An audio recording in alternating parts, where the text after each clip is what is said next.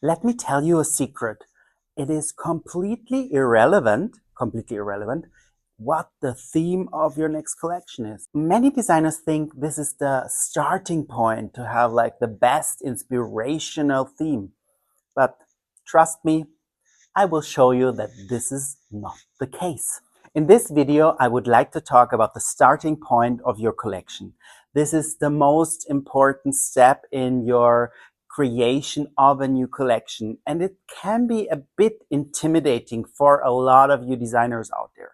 But trust me, you don't have to be afraid with my tips. It will be more easier to start the new collection. My name is Gabriel Baradee. I'm a fashion designer since 17 years, and I would like to give you my knowledge about fashion, fashion business, and everything related to fashion, basically. So let's jump into the video. Every kind of theme you have, you can make a very good collection out of. Choose something that you really, really like, that you really, really enjoy, where your heart is. For example, in my case, I always take something inspirational from landscape architecture or architecture in general.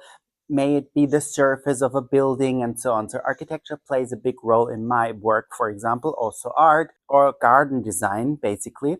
And this is something I'm really into it. And I research a very specific theme. So this is my tip. Choose something specific and stick to it.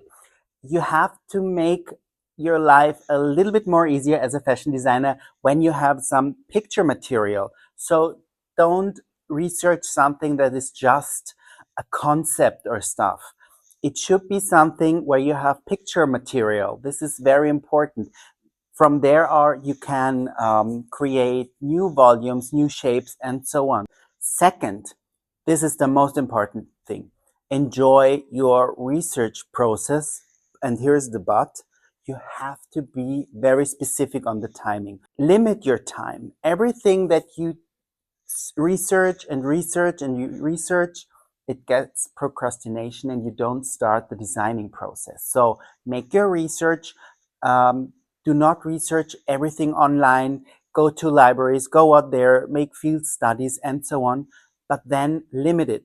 Take like 1 or 2 days maximum for your research, and then your research should be done. If you collect everything, you put it on the wall and then you choose. There will be more videos, of course, coming up for the next collection, and you will see I'm filling up this blank canvas, and it will not take forever, hopefully. Stick to your process. Make yourself the favor and stick to things that work for you. Use them again in different collections. This is what I meant with it's not important what the theme of your collection is, because everybody thinks, wow, what's the theme and the inspiration for the collection? I think the most important thing is that you have an idea that you stick to. And what this idea is not really that important. So don't stress yourself too much that you come up with the perfect idea or the perfect inspiration that sounds great.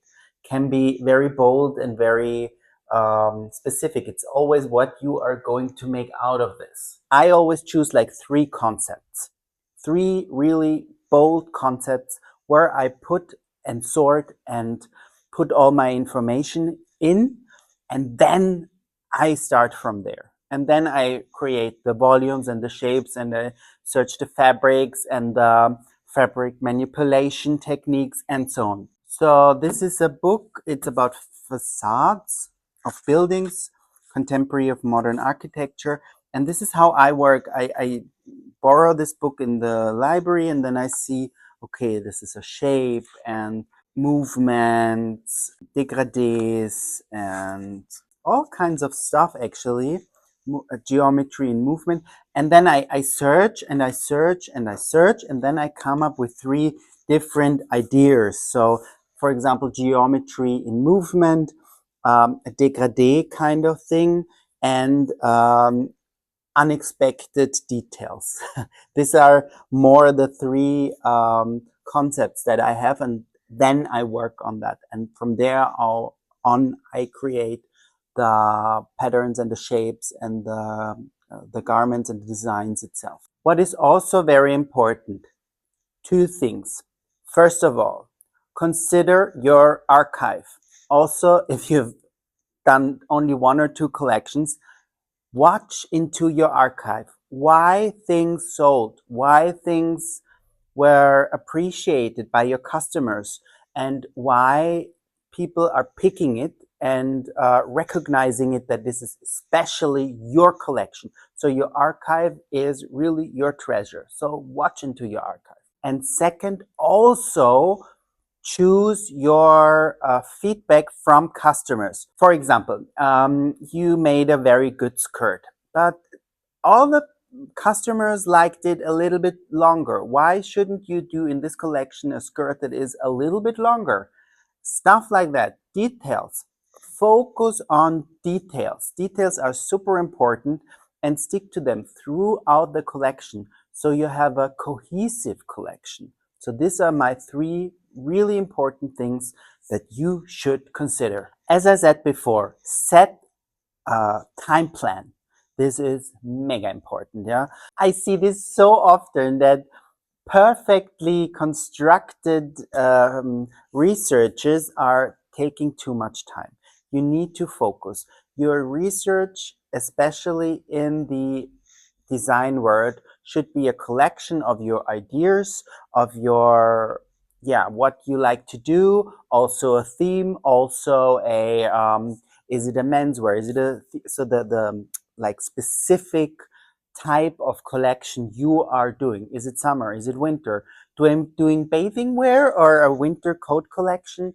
This is something you need to focus, and then you focus on that. Limitation is key, especially when you are a small designer. Small designers they have 1,000 ideas, and then they choose from everywhere their 1,000 ideas, and then the collection is not cohesive. So pick 2 or 3 maximum ideas and stick to them and evaluate them. And really keep in mind, you need to sell that in the end.